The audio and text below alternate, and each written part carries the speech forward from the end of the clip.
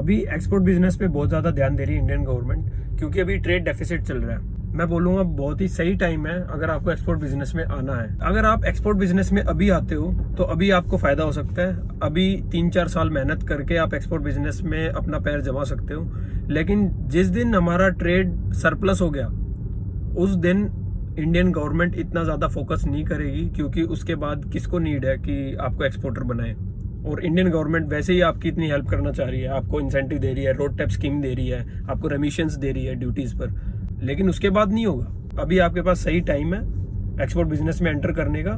दिक्कत क्या है, आप रिसर्च नहीं करते हो। रिसर्च अच्छे से करो, 95% अपना रिसर्च पर डालो और 5% सिर्फ इन चीज़ों में रखो कि एक्सपोर्ट डॉक्यूमेंटेशन एवरीथिंग, उसमें आप कंजूसी मत करना। वो 5% भी बहुत इंपॉर्टेंट है, जब भी 100% एक्सपोर्ट बिजनेस में होगा। ये बात समझने की होती है, कैच करने की होती है बिजनेसमैन की। एक बिजनेसमैन का मतलब ये नहीं है कि सिर्फ आप अपना एक प्रोडक्ट सेलेक्ट कर लो और उस पर मार्जिन पे गेम खेलो, बस पैसा बना लिया।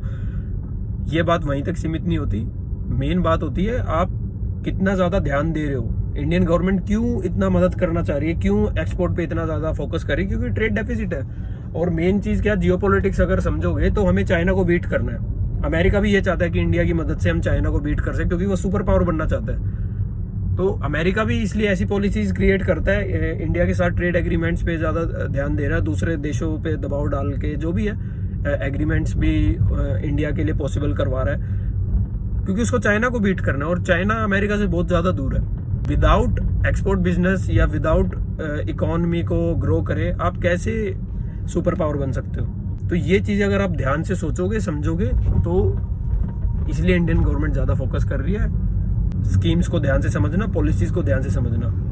तो अगर इंडियन गवर्नमेंट अगर फोकस कर रही है तो आप फोकस करना शुरू कर दो। अच्छा लगे तो शेयर कर देना और कमेंट बॉक्स में बताना आपकी क्या राय है इस मुद्दे पर।